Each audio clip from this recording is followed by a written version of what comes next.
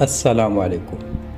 استدعت السلطات الجزائرية سفيرها في فرنسا للتشاور بعد اتهام باريس بإجلاء سري لصحفية جزائرية مطلوبة للعدالة إلى فرنسا، وكانت موجودة في تونس منذ أيام، الأمر الذي أعاد حالة التوتر في العلاقات بين البلدين إلى سابق عهدها.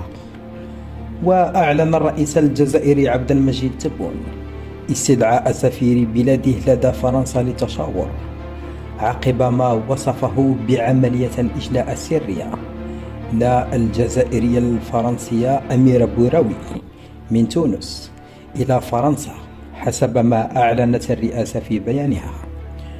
وجاء في نص البيان: أمر رئيس الجمهورية السيد عبد المجيد تبون باستدعاء سفير الجزائر بفرنسا السيد سعيد بوسي فورا للتشاور، مؤكدا أن الجزائر أعربت في مذكرة رسمية وجهتها إلى فرنسا عن احتجاجها بشدة على عملية الإجلاء السرية وغير القانونية لبوراوي المطلوبة للقضاء الجزائري.